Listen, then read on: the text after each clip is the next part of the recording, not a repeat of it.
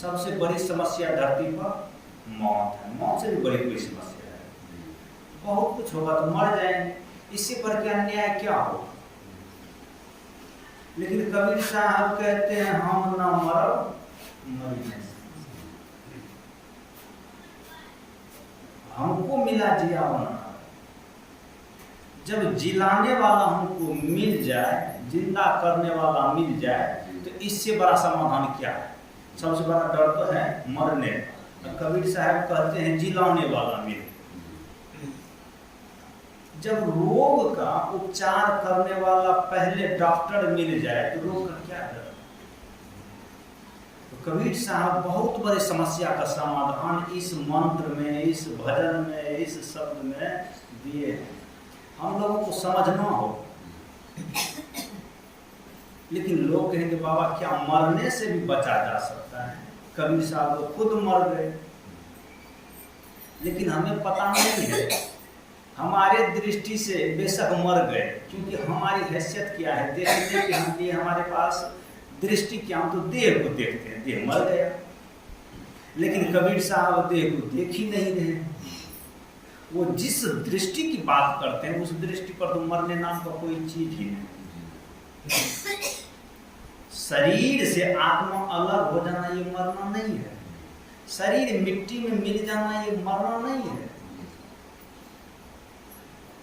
हमारा शरीर बूढ़ा होकर के संसार से चले जाए ये भी मरना नहीं है। परिजन से हम लोग अलग हो जाए ये भी मरना नहीं है। मरना क्या है? मरना हमें हमारे रहते हुए अगर हमारा धर्म लूट गया, अगर हमारा स्वाभिमान खत्म हो गया, अगर हमसे ऐसा कर्म हो गया जो कर्म याद करने के लायक नहीं, समझिए मरना इसे कहते हैं। मौत किसको कहते हैं? जो हम हैं और हमसे कोई ऐसा कर्म हो गया हो कि कर्म की याद करने के लायक भी कर्म नहीं है, तो समझिए हम मर गए। जो कुकर्म कर लिए समझिए वो मर गए।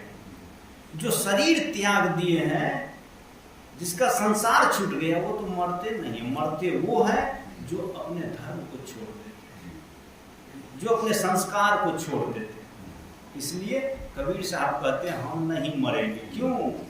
क्योंकि हम जिस चीज को लेकर के जिंदा है उसको छोड़ेंगे।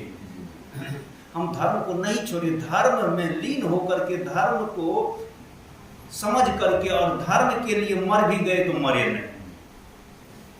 लोग देश राष्ट्र के हित मर जाते हैं तो उसको मरना नहीं कहते। कुछ दिन पहले नया गांव का एक लड़का 26 वर्ष का शहीद हुआ और उसके लिए सारे गांव के लोग चूल्हा चौका बंद कर दिया। हम मरने नहीं थे। गली गली में उसके नाम से पोस्टर चिपकाया गया कि मैं मरने नहीं थे। वो समझिए शरीर उनका अंत हुआ लेकिन वो मरा नहीं, वो जिंदा हो गया। उनके लिए सरकार, कानून, जनता सब आज समर्पण है, समर्पित है कि हम मरने नहीं देंगे। समझिए जिनके लिए सारे जनता कह रहे हैं कि हम मरने नहीं देंगे, वो मर ही नहीं सकते। आपको याद है, मैं उदाहरण कई बार दिया करता हूँ। एक छोटा सा गांव खटकर कला पंजाब, माता विद्यावती पिता सरदार किशन के घर एक बेटा का जन्म हुआ, कोई नहीं जाना। अब बेटा जन्म होने से क्यों जानेगा लोग? क्योंकि लाखों बेटा रोज जन्म लेते हैं और लाखों बेटा। कोई आश्चर्य की बात है? किसी को बेटा हो गया तो लोग जानेंगे? कोई नहीं जाना। लेकिन वही बच्चा जब 23 साल के अवस्था में हंस करके देश के लिए फांसी के फंदे पर चढ़ गया, देश के हर एक मां ख्वाब देखने लगी कि मेरे कोख से भी, मेरे गर्भ से एक भगत सिंह। सब जानने लगे माता विद्यावती और सरदार किशन को, सब जानने लगे उस गांव को, सब जानने लगे भगत सिंह को। तो बताइए, मौत हुई भगत की, शरीर उनका खत्म हो गया, लेकिन उनको तो एक जिंदगी मिल गई। शायद वो फांसी के फंदे पर हंस करके नहीं चढ़ते तो मरे हुए तो थे ही। कौन जानता था सरदार किशन, कौन जानता था खटकर कला गांव, कौन जानता था भगत। वो तो उस दिन जिंदा हुआ जिस दिन मर गए। तो हमारी दृष्टि कहाँ है? शरीर पर। शरीर जिस दिन नष्ट हुआ हम समझते हैं मर गए, लेकिन उसी दिन उनको जिंदगी मिला भगत को, उसी दिन जन्म हुआ, उसी दिन लोगों ने जाना, उसी दिन देश की हर मां ने ख्वाब देखी कि मेरे गर्भ से ही विधाता एक भगत सिंह पैदा, ताकि लोग कहे और मैं गर्भ से फूली रहूं, मैंने भी एक भगत को जन्म दिया है। इसलिए मैं कहना चाहता हूं, कबीर साहब कहते हैं हम ना मरब मरी है संसार। हम तो भगत सिंह के तरह अपने धर्म की रक्षा करते मर जाएंगे तो मरेंगे नहीं, जिंदा हो जाएंगे। जैसे भगत जिंदा हो गए, वैसे कबीर साहब कहते हैं हम अपने आन बान को, अपने धर्म को, अपने नियम को, अपने ज्ञान को, अपने ध्यान को कभी लुटने नहीं देंगे, अपने अस्मिता को, अपने चमन को लुटने नहीं देंगे। उस पर हमारा शरीर निछावर भी हो जाएगा, बलिदान भी हो जाएगा, तो हम मरेंगे नहीं, हम और जिंदा हो जाएंगे। इसलिए हम ना मरब मरी है संसार। संसार सारे मर गए, कौन जानता है किसको भगत मरे क्या? ना महल बचे, प्रसाद बचे, भगत और आजाद बचे। आज भी भगत और आजाद जिंदा है, सारे दुनिया के लोग मर गए। कबीर साहब ठीक ही कहते हैं हम ना मरब मरी है संसार। जो धर्म के साथ समझौता करता है, जो गुरु के साथ समझौता करता है, जो प्रतिष्ठा के साथ, संस्कार के साथ, ज्ञान के साथ, अध्यात्म के साथ समझौता करता है, वो मर जाएंगे। हम इसके साथ समझौता नहीं करेंगे, ये हमारा अस्मिता है, इस पर हम मर जाएंगे। और जो उस पर मर जाता है वो मरता ही नहीं। भगत के लिए चुनौती था, चैलेंज था। कहा गया आजादी की दुल्हन कुंवारी कोई ब्याह रचा लो, कोई मर्द इनके हाथ में चूड़ी तक पहना लो, कौन वीर निज हृदय रक्त से इनका मांग भरेगा, अपने कफन का पलंग बिछाकर इस पर शयन करेगा। ये चुनौती किसके लिए है? भगत के लिए। आजादी की दुल्हन कुंवारी है, कौन इनसे विवाह करेगा? और इनसे विवाह करने का शर्त जानते हो? कौन वीर निज हृदय रक्त से इनका मांग भरेगा। हृदय के रक्त से इनका मांग भरना होगा। किसका? आजादी की दुल्हन। कौन ऐसी दुल्हन से विवाह करेगा? हृदय का रक्त निकाल करके मांग भरने के लिए। लेकिन भगत सिंह ने कहा, भगत सिंह कहते हैं आजादी की दुल्हन को भगत सबसे पहले चूम गया, गांठ में गांठ बांध करके साथ बराबर घूम गया। भगत ये मतवाला है, नहीं मानने वाला है। एक ऐसा भगत सिंह है जो आजादी की दुल्हन को हंस करके स्वीकार करता है, ये मेरी अमानत है। और मैं कहना चाहता हूं सबसे, आज अगर आजादी है ये भगत की अमानत है। ये आजादी भगत की है, ये आजादी चंद्रशेखर की है, ये आजादी उन सब शहीदों की है। तो मैं कहना चाहता हूं कबीर साहब जो कहते हैं हम ना मरब मरी हैं संसार। संसार के लोग मर जाएंगे, हम नहीं मरेंगे। संत और शहीद कभी नहीं मरते हैं, बाबाजी और वीर कभी नहीं मरते हैं। जो वीर होते हैं वीर गति को प्राप्त हो जाते हैं, जो संत होते हैं शरीर को छोड़ जाते, कहते फलाना बाबा शरीर को छोड़ गया, तो मरे नहीं, शरीर को छोड़ गया। लेकिन कोई आदमी मर जाता है तो कहते हैं फलाना आदमी मर गया। इसलिए कबीर साहब कहते हैं जो इस दृष्टि से जीता है, जो इस दृष्टि को जानता है, वो तो मर जाएंगे, वो तो संसारी लोग हैं। साकठ मरे संत जन जीवे। जो साधारण दृष्टि रखता है वो तो मर जाएंगे, लेकिन जो संत की दृष्टि रखता है, जो संत का महरम जानता है, वो नहीं मरेंगे। इसलिए हम न मरो मरी है संसार। एक उदाहरण आता है, महात्मा बुद्ध, एक बार की बात है, विहार कर रहे थे, एक क्षेत्र में प्रतिबंध लगा दिया गया था, बैन लगा दिया गया था, उधर कोई नहीं जा सकते। क्यों? क्योंकि एक ऐसा हत्यारा डाकू रहता था, अमली मार, जो उस क्षेत्र में कोई भी जाते थे तो उसका गर्दन काट देता था। उस क्षेत्र के राजा ने प्रतिबंध लगा दिया था, उधर कोई नहीं जा सकते, क्योंकि वो अपना पराया दोस्त दुश्मन कुछ नहीं जानता है, वो सब पर वार करता है और सबका गर्दन काट के उंगली में उंगली का माला बांध देता है। बुद्ध को भी कहा आप उधर मत जाइए। कहा क्यों? संत के लिए कोई सीमा सरहद होता है, संत तो सबके दरवाजे पर जा सकते हैं। संत का कोई अपना पराया जाति पाति कुछ नहीं होता है। संत तो एक दरिया की तरह बहते रहते हैं, ये पुष्प की तरह, ये फूल की तरह अपना खुशबू बिखेरते रहते हैं। फूल कभी भी देख सुन करके, जाति पूछ करके, अपना पराया दोस्त मित्र पूछ करके खुशबू नहीं बिखेरते, वो सबके लिए होते हैं, सब लोगों के लिए होते हैं। बुद्ध कहते तो मैं तो सबके लिए हूँ, मेरे लिए सीमा सरहद क्यों, मुझे मना क्यों किया जा रहा है, मैं जाऊँगा। कहा कि उधर आप जाएंगे, उधर एक ऐसा डाकू हत्यारा रहता है, वो आपका गला काट देंगे, आपको मार देंगे। बुद्ध ने कहा तब तो वो बेचारा उदास रह जाएगा। मुझे भी भीतर हृदय कह रहा है, जिनके भीतर जो चाह है, चाह सबकी पूरी होनी चाहिए, लेकिन मैं उनके चाह को पूरा नहीं कर सकूंगा। वो तो चाहता है मुझे मारने के लिए, लेकिन मार नहीं सकेगा। मुझे अफसोस इस बात की नहीं है कि मैं मर जाता, लेकिन मुझे इस बात की अफसोस है बेचारा मारना चाहता है, मुझे मार करके एक गिनती बढ़ाना चाहता है, लेकिन उसका काम नहीं हो सकेगा। वो अपना काम बनाना चाहता था, तो हमसे कुछ दिन पहले मिलते तो मुझे मार सकते, अब कहाँ मार सके। तो प्रशासन ने कहा, जो उधर जाने के लिए मना कर रहे थे, उसने कहा कि आपको अब क्यों नहीं मार सकते हैं? कहा इसलिए कि अब मैंने मरना छोड़ दिया है। मरना भी छोड़ा जाता है। कहा अब मैंने मरना छोड़ दिया है तो कैसे मारेंगे? जब मैं मरना जानता था उस दिन मारते तो उसका मन, उसका चाहत पूरा होता। अब मैं मरना छोड़ दिया। लोगों ने कहा आप कैसी बातें करते, आपकी गर्दन काट देंगे। कहता तो और उदास हो जाएगा। गर्दन काटना था तो कुछ दिन पहले मिलते, मैं तो गर्दन काट चुका हूँ, अब काटे हुई गर्दन को कैसे काटेंगे, बेचारा का काम नहीं बनेगा, वो उदास हो जाएगा। सैनिकों ने कहा आपको डर नहीं लगता है? कहा डर तो पहले लगता था जब साथ में रहता था, डर को मैंने घर में बोला है, डर को घर में छोड़ दिया, अब साथ में डर नहीं है तो डर लगेगा। लोगों ने कहा, सैनिकों ने कहा ये ब्रह्म ज्ञान की बातें वहां नहीं चलेगी। कहा मैं ब्रह्म ज्ञान की बातें नहीं करता हूँ, जो मेरे भीतर है वही मैं बाहर बोलता हूँ। अंतर्गति करने निकले मुझसे बात, मेरे घर में जो है वही मैं बोलता हूँ।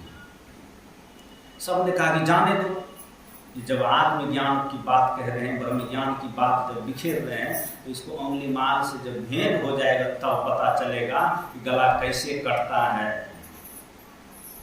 जान कैसे मारा जाता है, ये संत को पता लगे। उसको जाने दे दिया। और जब महात्मा बुद्ध अंगुली माल के क्षेत्र में जब प्रवेश करता है, तो प्रवेश करते समय महात्मा बुद्ध को देखकर अंगुली माल कहता है खबरदार तुम ठहर जाओ।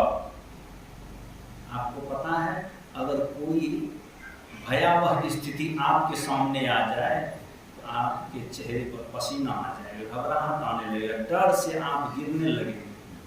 थोड़ा सा उदाहरण ले लीजिए, अंगुली माल एक काल का रूप है। अगर अंधेरी रात हो, छोटा गली हो, गली के बीच में आप फंस गए हो, दोनों तरफ से अजगर अधसर फोंक मार रहे हो, फुंकार दे रहे हो, उस समय आप गाना गाओगे, शांति की बात करोगे, उस समय भजन करोगे जी। उस समय आपका पसीना छूटेगा, हार्ट अटैक होने लगेगा, दिल का दौरा होने लगेगा, धराम से धरती पर गिर जाओगे, चिल्लाने क्या करने लगोगे। उस समय की स्थिति ही वर्णन करने लायक नहीं। अगर छोटा सा गली हो, अंधेरा हो, उसमें अगर सर्प मिल जाए, फुंकार मार रहा है, तो डर से आप तो क्या हो जाओगे, तो फिर कहने की बात नहीं। तो समझिए वही स्थिति बुद्ध के सामने काल खड़ा, अंगुली माल सबको काट देता, लेकिन बुद्ध कहता है मैं तो ठहर गया हूं, तुम कब ठहरोगे? ठहरने की बात करते हो, तो मैं भी ठहरने की बात करने के लिए आया हूं। मुझे तो अपने आप पर थिरकाव आ गया, मैं तो ठहर चुका हूं, लेकिन चिंता इस बात की है तुम कब ठहरोगे? अंगुली माल ने कहा ऐ बुद्ध चल तुम रहे हो, ठहरने मुझे कह रहे हो। बुद्ध ने कहा कि चल मेरा शरीर रहा है, लेकिन मैं ठहरा हुआ, भीतर जो अवस्था है वो ठहरी हुई। आप भी कहेंगे बाबा हम सत्संग में हैं, ठहरे हुए सत्संग में, ठहरे हुए नहीं हो। किसी का मन बकरी के पीछे है, किसी का भैंस के पीछे, किसी का घर में, मकान में, दुकान में, पुत्र में, प्रतिष्ठा में, हर जगह आप दौड़ रहे, आप ठहरे हुए नहीं, ठहरा हुआ आपका शरीर है। तो मैं आपसे कहना चाहता हूं कि बुद्ध जो कहते हैं कि ठहरे हुए हम हैं, तुम नहीं ठहरे हुए हो, तुम ठहर जाओ। तो अंगुलीमाल ने कहा ये आदमी कैसा है, इसको तो डर से भाग जाना चाहिए, धरती पर गिर जाना चाहिए, लेकिन ये ब्रह्म ज्ञान की बातें कर रहे हैं। कहा आपको डर नहीं लगता है? अरे हमारे आवाज, मेरी बात को सुन करके लोग तो धरती पर गिर जाते हैं, आप तो ब्रह्म ज्ञान बोल रहे हैं। बुद्ध कहते हैं गिर जाते होंगे वे लोग जो आपकी बात को समझते होंगे, हमने समझना ही छोड़ दिया है फिजूल बातें। ये मौत की बात, गर्दन काटने की बात, डर की बात, भय की बात हमें समझना ही नहीं आता, छोड़ दी। जो समझते होंगे वो डरते होंगे।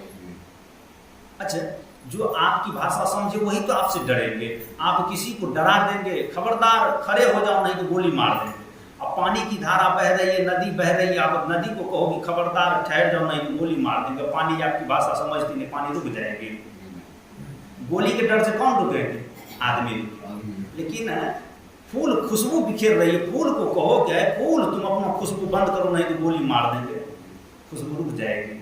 वो आपकी भाषा समझती नहीं है, वो आपकी बात को सुनती नहीं है। तो ठीक उसी प्रकार बुद्ध कहते हैं हम आपकी भाषा को सुनते नहीं है और समझते नहीं है। डर की बात क्या होता है, मौत की बात क्या होता है, गर्दन कटने की बात क्या होता है, ये सब हमको समझ में नहीं आया। अंगुलीमाल समझिए, खरेखर अंगुलीमाल कत्ल हो गया। कि ऐसा भी आदमी होता है जिसके सामने मौत खड़ा हो, अंगुलीमाल का नाम सुनते ही आदमी का हरासमेंट हो जाता है, होश खो देता है। ये अंगुलीमाल के सामने में, काल के सामने में गाल बजा रहा है कि हम आपकी भाषा को समझ नहीं रही। आदमी नहीं है। अरे ऐसे बोलने के लिए या तो खुदा का फरिश्ता, या तो भगवान का दूत चाहिए, या साधु, या सच्ची सपूत चाहिए। हमें विश्वास है आप आदमी नहीं हो। अंगुलीमाल ही मर गया। बुद्ध क्या मरेगा? अंगुलीमाल ही इस बात से मर गया। और बात से भी लोग मरता है, आप जानते हैं। तलवार के घाव से, तीर के घाव से, गोली के घाव से महीना 2 महीना में जख्म खत्म होगा, लेकिन बात के घाव से जिंदगी में कभी जख्म खत्म नहीं, वो जख्म हरा ही रहता है। इसलिए बुद्ध के बात से मर गया अंगुलीमाल। अंगुलीमाल जब मर गया समझिए तो अंगुलीमाल की अहंकार मर गई। शरीर तो नहीं मरा, लेकिन अंगुलीमाल का अहंकार मर गया, वृत्ति मर गया। अंगुलीमाल झुक गया बुद्ध के सामने। आप कैसे बातें करते हैं? मरना भी छोड़ा जा सकता है, मरने के डर भी छोड़ा जा सकता है। बुद्ध कहते हैं हाँ, अभी मैंने आपसे कहा कि भगत सिंह मरने के डर रखते ही नहीं, हंस करके फांसी पर चढ़ गए। तो वीर और बाबा, संत और शहीद, ये डर के बाहर हो जाते हैं। इसको मरने की कोई डर नहीं है। असलियत में ये मरते ही नहीं है, क्योंकि मरने की बात को ये समझना ही छोड़ देते हैं। इसलिए बुद्ध कहते हैं हम मरना भूल गए। हमारे कबीर साहब कहते हैं ऐ मर जीवा अमृत पीवा, क्यों धस मरस पताल, गुरु की दया साधु की सेवा, ऐ मरने वाला जी बार बार क्या मरते हो? मरना छोड़ दो ना, मरने से पेट नहीं भरा है। लोगों ने कहा कैसे मरना छोड़ दे? कहा मरना छोड़ा जा सकता है जब साधु की सेवा, गुरु की दया प्राप्त हो जाए तो मरने के लिए भूल जाओ, तब मरना आपको नहीं पड़ेगा। मैंने आपसे कहा कि कबीर साहब का यह शब्द हम लोगों के लिए बहुत बड़ी एक औषध है, बहुत बड़ा यह समस्या का समाधान है। हम ना मरब मरी है संसारा, हमको मिला जियावन हारा। अर्थात जैसे संत को जियावन हारा अर्थात ज्ञान देने वाला, जो इस बोध को दे दिया है कि तुम्हारा शरीर मरेगा तुम नहीं मरोगे, तुम धर्म को बचा लिए तो तुम जिंदा ही रहोगे। शरीर आत्मा से अलग होगा, परिवार आपसे रोएगा, बिछड़ जाएगा, लेकिन तुम जिंदा रह जाओगे, तुम अमर हो जाओगे। जैसे भगत अमर है, जैसे बुद्ध अमर है, जैसे महावीर अमर है, कबीर अमर है, गुरु महाराज अमर है। इसलिए सभी संत महापुरुष अमर हो जाते हैं मर करके भी। तो भगत सिंह ने भी अपनी माँ से कहा माँ तुम रोती क्यों हो भगत के मरने पर? भगत मरेगा नहीं, तेरा बेटा मर करके भी मरेगा नहीं। घोड़ी चढ़ करके दुल्हन सबके बेटे लाएंगे, हंस करके फांसी कोई चढ़ेगा नहीं, इसलिए तेरा बेटा मरेगा। तो मैं आपसे कहा कि मरने की बात छोड़ा जा सकता है, मरना बंद किया जा सकता है। वो आपने सुना कि हमारे संत कबीर साहब